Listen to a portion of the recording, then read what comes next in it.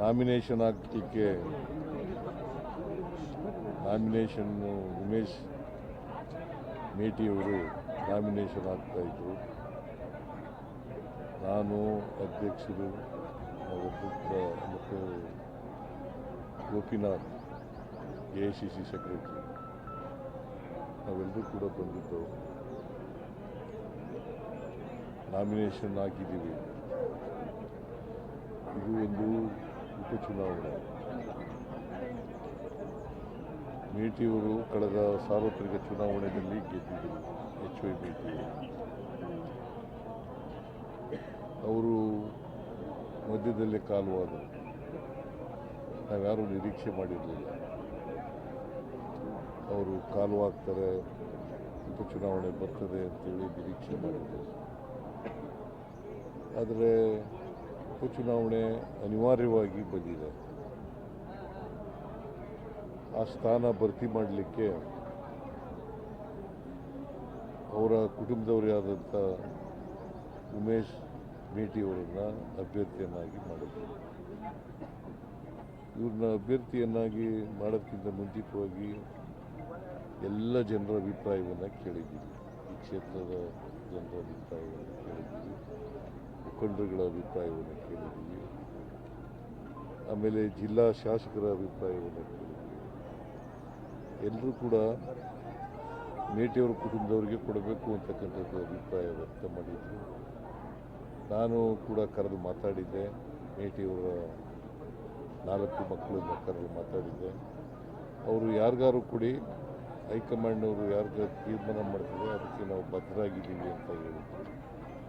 ಹಾಗಾಗಿ ಉಮೇಶ್ ಮೇಟಿಯವರನ್ನು ಕ್ಯಾಂಡಿಡೇಟ್ ಮಾಡಿದ್ದೀವಿ. ಈಗಾಗಲೇ DK ಶಿವಕುಮಾರ್ ಅವರು ಪ್ರಸ್ತಾಪ ಮಾಡಿದ್ದಾರೆ.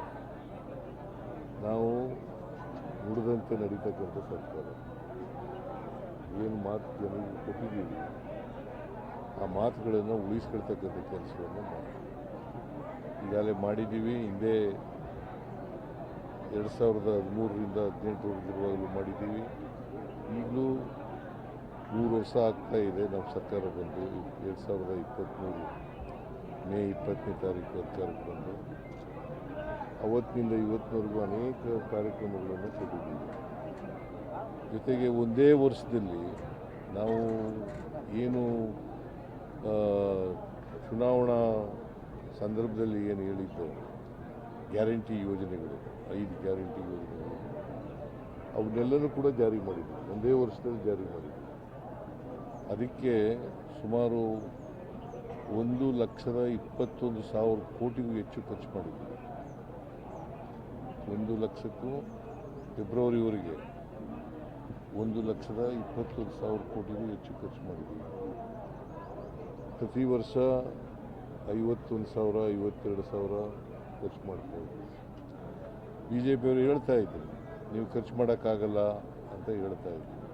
ಆದರೂ ಮಾಡಿದ್ದೀವಿ. ಇವತ್ತು ಎಲ್ಲರೂ ಇಡೀ ರಾಜ್ಯದ ಜನ ಖುಷಿಯಿಂದ ಇದ್ದಾರೆ. ಅದಕ್ಕೋಸ್ಕರನೇ ಕೆಲವು ತಿಂಗಳ ಹಿಂದೆ ಬೈ ಎಲೆಕ್ಷನ್ ನಡೀತು ರಾಜ್ಯದಲ್ಲಿ. ಚನ್ನಪಟ್ಟಣ, ಸಿಗ್ಗಾಂವ್ ಮತ್ತು ಸಂಡೂರು 3 ಕಡೆ ನಾವು ಗೆಲ್ಲಿಲ್ವ. ಆಗಲೂ BJPಯವರು ನಾವು ಗೆಲ್ಲದೇ ಇಲ್ಲ ಅಂತ ಅಪಪ್ರಚಾರ ಮಾಡಿದ್ರು, ಸುಳ್ಳು ಹೇಳಿದ್ರು. ಗೆಲ್ಲಿಲ್ವ, ಅದು ದೊಡ್ಡ ಅಂತರದಿಂದ ಗೆದ್ದಿದ್ದೀವಿ. ಸೊ ಅದರಿಂದ BJPಯವರು ಅವ್ರ ಕೆಲಸ ಏನಪ್ಪ ಅಂತಂದರೆ ಹಿಂದುತ್ವ ಮಾಡ್ತಕ್ಕಂಥದ್ದು ಬಿಟ್ಟರೆ ಬೇರೆ ಏನು ಕೆಲಸ ಇಲ್ಲ. ಅವ್ರ ಅಧಿಕಾರದಲ್ಲಿದ್ದಾಗ ಏನು ಕೆಲಸ ಮಾಡಬೇಕು. ಈಗ ಅಪ್ಪರ್ ಕೃಷ್ಣ 3ನೇ ಹಂತ ಮಾಡಿದ್ರ ಏನು ಮಾಡಲಿಲ್ಲ. 4 ವರ್ಷ ಅಧಿಕಾರದಲ್ಲಿದ್ದರು, ಏನು ಮಾಡಲಿಲ್ಲ. ಈಗ ನಾವು ತೀರ್ಮಾನ ಮಾಡಿದ್ದೀವಿ, ಕನ್ಸೆಂಟ್ ಅವಾರ್ಡ್ ಮಾಡಬೇಕು ಅಂತ ತೀರ್ಮಾನ ಮಾಡಿದ್ದೀವಿ. ಕನ್ಸೆಂಟ್ ಅವಾರ್ಡ್ ಮೂಲಕ ಕರಿ ಜಮೀನಿಗೆ ಅಂದರೆ ನೀರಾವರಿ ಜಮೀನಿಗೆ 40 ಲಕ್ಷ ರೂಪಾಯಿ, ಕೃಷಿ ಜಮೀನಿಗೆ 30 ಲಕ್ಷ ರೂಪಾಯಿ ಕೊಡಬೇಕು ಅಂತ ತೀರ್ಮಾನ ಮಾಡಿದ್ದೀವಿ. ಬಜೆಟ್ನಲ್ಲಿ ದುಡ್ಡು ಕೂಡ ಇಟ್ಟಿದ್ದೀವಿ. ಈ ವರ್ಷದಿಂದ ಈಗಾಗಲೇ ಪ್ರಾರಂಭ ಆಗಿದೆ. ಮೊನ್ನೆ ಇಲ್ಲಿ ಮೆಡಿಕಲ್ ಕಾಲೇಜಿಗೆ ಶಂಕುಸ್ಥಾಪನೆ ಮಾಡೋಕ್ಕೆ ಬಂದಿದ್ದಾಗ ಚಾಲನೆ ಮಾಡಿದ್ದೀವಿ. ಬಾಗಲಕೋಟೆಯಲ್ಲೇ ಚಾಲನೆ ಮಾಡಿದ್ದೀವಿ. ಅದರಿಂದ ನಾವು ಏನು ಹೇಳ್ತೀವಿ ಅದನ್ನು ಮಾಡೇ ಮಾಡ್ತೀವಿ. ಈಗ 3-4 ವರ್ಷದಲ್ಲಿ ಎಲ್ಲ ಪರಿಹಾರವನ್ನು ಜಮೀನುಗಳು ಮುಳುಗಡೆ ಆಗ್ತಾವಲ್ಲ, ಆ ಜಮೀನು ಕಾಲುವೆಯಲ್ಲಿ ಮುಳುಗಡೆ ಆಗ್ತಾವಲ್ಲ, ಆ ಜಮೀನುಗಳಿಗೆಲ್ಲ ದುಡ್ಡು ಕೊಡ್ತಕ್ಕಂಥ ಕೆಲಸವನ್ನು ಮಾಡ್ತೀವಿ. ಸುಮಾರು 70,000 ಕೋಟಿಗೂ ಹೆಚ್ಚಾಗ್ತದೆ. ಅಷ್ಟು ದುಡ್ಡುಗಳನ್ನು ನಾವು ಕೊಡ್ತೀವಿ. ಅಷ್ಟು ದುಡ್ಡನ್ನು ಕೊಡ್ತೀವಿ. ಪರಿಹಾರವನ್ನು ರೈತರಿಗೆ ಭಾಳ ದಿನಗಳಿಂದ ನೆನಗುದಿ ಬಿದ್ದಿತ್ತಲ್ಲ, ಆ ಪರಿಹಾರವನ್ನೆಲ್ಲ ಮತ್ತು ಒಂದೇ ಹಂತದಲ್ಲಿ ಕೊಡಬೇಕು ಅಂತ ತೀರ್ಮಾನ ಮಾಡಿದ್ವಿ. ಜೊತೆಗೆ ಮೇಟಿಯವರ ಕನಸು, HY ಮೇಟಿಯವರ ಕನಸು, ಬಾಗಲಕೋಟೆಯಲ್ಲಿ ಒಂದು ಸರ್ಕಾರಿ ಮೆಡಿಕಲ್ ಕಾಲೇಜ್ ಆಗಬೇಕು ಅಂತಕ್ಕಂಥದ್ದು ಭಾಳ ಆಸೆ ಇಟ್ಕೊಂಡಿದ್ರು ಅವರು. ನಾವು ಅನೇಕ ಕಾರಣಗಳಿಂದ ಅವರು ಬದುಕಿರುವಾಗ ಮಾಡಲಿಲ್ಲ. ಈ ವರ್ಷ ಘೋಷಣೆ ಮಾಡಿದ್ದೆ, ನಾನು ಬಜೆಟ್ನಲ್ಲಿ ಘೋಷಣೆ ಮಾಡಿದ್ದೆ. ಅವರ ಒತ್ತಾಯದ ಮೇಲೇ ಘೋಷಣೆ ಮಾಡಿದ್ದದು. ಬಾಗಲಕೋಟೆಗೆ ಮೆಡಿಕಲ್ ಕಾಲೇಜ್ ಆಗಲೇಬೇಕು, ಸರ್ಕಾರಿ ಮೆಡಿಕಲ್ ಕಾಲೇಜ್ ಆಗಲೇಬೇಕು ಅಂತ ಹೇಳಿದರು. ಆಸ್ಪತ್ರೆ ಆಗಬೇಕು, ಮೆಡಿಕಲ್ ಕಾಲೇಜ್ ಆಗಬೇಕು ಅಂತ ಹೇಳಿದರು. ಅವರ ಒತ್ತಾಯದ ಮೇರೆಗೆ ಮಾಡಿದ್ದು. ಆದರೆ ಶಂಕುಸ್ಥಾಪನೆ ಮಾಡುವಾಗ ಅವರು ಇರಲಿಲ್ಲ. ಅದು ಭಾಳ ನೋವಿನ ಸಂಗತಿ. ಅವರು ಇದ್ದಿದ್ರೆ ಖುಷಿ ಪಡ್ತಾ ಇದ್ದರು. ನಾನು ಯಾಕೆ ಈ ಮಾತನ್ನು ಹೇಳ್ತಾ ಇದ್ದೀನಿ ಅಂತಂದರೆ, 2016-17 ಮೆಡಿಕಲ್ ಕಾಲೇಜು ಘೋಷಣೆ ಆಯಿತು. 2016-17 ಆಗಲೂ ಕೂಡ ಮೆಡಿಕಲ್ ಕಾಲೇಜ್ ಘೋಷಣೆ ಆಗಬೇಕಾದ್ರೆ ಮೇಟಿಯವರೇ ಕಾರಣಕರ್ತರು. ಮತ್ತು ಈ ವರ್ಷ ಘೋಷಣೆ ಆಗಬೇಕಾದ್ರೂ ಕೂಡ ಮೇಟಿಯವರೇ ಕಾರಣಕರ್ತರು. ಅದು ಮೆಡಿಕಲ್ ಕಾಲೇಜು ನಾವು ಯಾಕೆ ಮಾಡಿದೆವು ಅಂತಂತಂದರೆ, ಹಳ್ಳಿಗಾಡಿನ ಮಕ್ಕಳು ಕೂಡ ವೈದ್ಯರುಗಳಾಗಬೇಕು. ಸಿಟಿಯವರು ಭಾಳ ಮುಖ್ಯವಾಗಿ ಬಡವರ ಮಕ್ಕಳು, ರೈತರ ಮಕ್ಕಳು, ಅವರು ಮೆಡಿಕಲ್ ಡಾಕ್ಟರ್ಗಳಾಗಬೇಕು ಅನ್ನೋ ಕಾರಣಕ್ಕೋಸ್ಕರ ಎಲ್ಲ ಜಿಲ್ಲೆಗಳಲ್ಲೂ ಕೂಡ ಮೆಡಿಕಲ್ ಕಾಲೇಜ್ ಮಾಡ್ತಾಯಿದ್ದೀವಿ. ಹಾಗೆ ಬಾಗಲಕೋಟೆಯಲ್ಲೂ ಕೂಡ ಮಾಡಿದ್ದೀವಿ. ಬಡವರ ಹಾಸ್ಪಿಟ್ಲ್ ಕೂಡ ಯಾಕೆ ಅಂತ, ಹಾಸ್ಪಿಟ್ಲ್ ಯಾಕೆ ಮಾಡ್ತಾ ಇದ್ದೀವಿ, ಒಳ್ಳೆ ಗುಣಮಟ್ಟದ ಸೇವೆ ಸಿಗಬೇಕು, ಆರೋಗ್ಯ ಸೇವೆ ಸಿಗಬೇಕು, ಬಡವ್ರಿಗೂ ಸಿಗಬೇಕು. ಬರೀ ಶ್ರೀಮಂತರು ಸಿಕ್ಕಿದ್ರೆ ಸಾಲದು, ಬಡವ್ರಿಗೂ ಸಿಗಬೇಕು ಅನ್ನೋ ಕಾರಣಕ್ಕೋಸ್ಕರವಾಗಿ ನಾವು ಮಾಡಿದ್ದೀವಿ. ಸೊ ಅನೇಕ ಅಭಿವೃದ್ಧಿ ಕೆಲಸಗಳನ್ನು ಮಾಡಿದ್ದೀವಿ. ನಾವು ಅನೇಕ ಅಭಿವೃದ್ಧಿ ಕೆಲಸಗಳನ್ನು ಮಾಡಿದ್ದೀವಿ.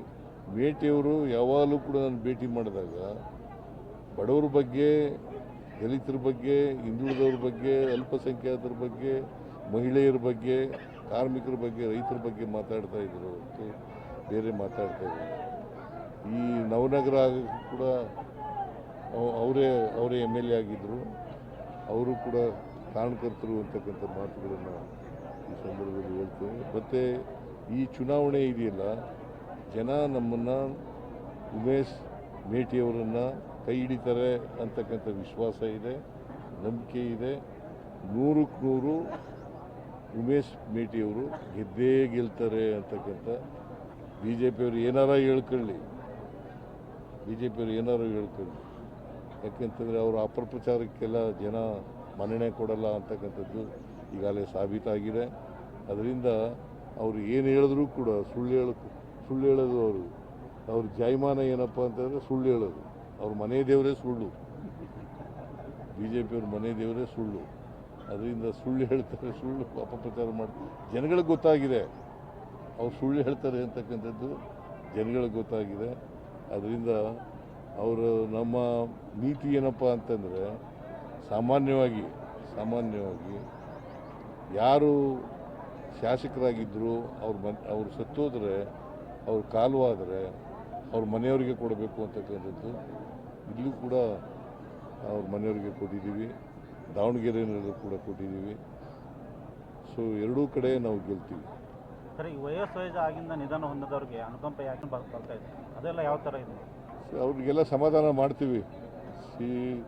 ಅಲ್ಪಸಂಖ್ಯಾತರು, ನಾವು ಅಲ್ಪಸಂಖ್ಯಾತರ ಪರ ಇರ್ತಕ್ಕಂಥವ್ರು, ಅವರಿಗೆ ರಕ್ಷಣೆ ಕೊಡ್ತಕ್ಕಂಥವ್ರು ನಾವು.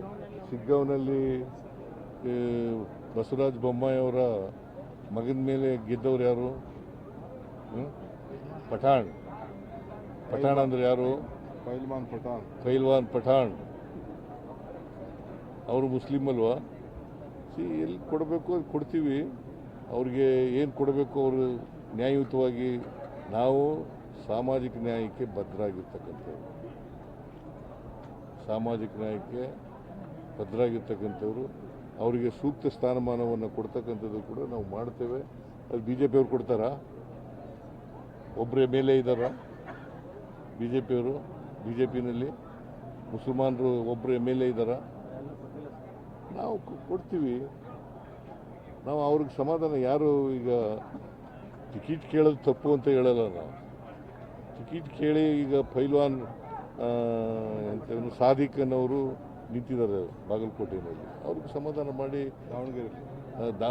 ದಾವಣಗೆರೆಯಲ್ಲಿ ಅವ್ರನ್ನ ವಾಪಸ್ ತೆಗಿಸ್ತಕ್ಕಂಥ ಕೆಲಸವನ್ನು ಮಾಡ್ತೀವಿ. ಸರ್, ಪ್ರಸ್ತುತ ರಾಜ್ಯ ಸರ್ಕಾರ ಡಬಲ್ ಸ್ಟೇರಿಂಗ್ ಇರೋ ಸರ್ಕಾರ ಅಂತ ಹೇಳಿ ಶ್ರೀರಾಮುಲು ಅವರ ಬಗ್ಗೆ ಆರೋಪ ಮಾಡಿದ್ದಾರೆ. ಡಬಲ್ ಸ್ಟೇರಿಂಗ್ ಸರ್ಕಾರ, ಒಂದು ಸ್ಟೇರಿಂಗ್ ಸಿದ್ದರಾಮಯ್ಯ ಅವ್ರ ಕಡೆ. ಪಾಪ ಅವರೇ ಸೋತ್ಬಿಟ್ಟಿದ್ದಾರೆ. ಕಳೆದ ಲೋಕಸಭೆಯಲ್ಲಿ ಸೋತರು, ಅಸೆಂಬ್ಲಿನಲ್ಲಿ ಸೋತ್ಬಿಟ್ರು. ಅವರು ಹೇಳ್ತಾರೆ, ಏನು ಹೇಳ್ತಾರಪ್ಪ ಅವರು?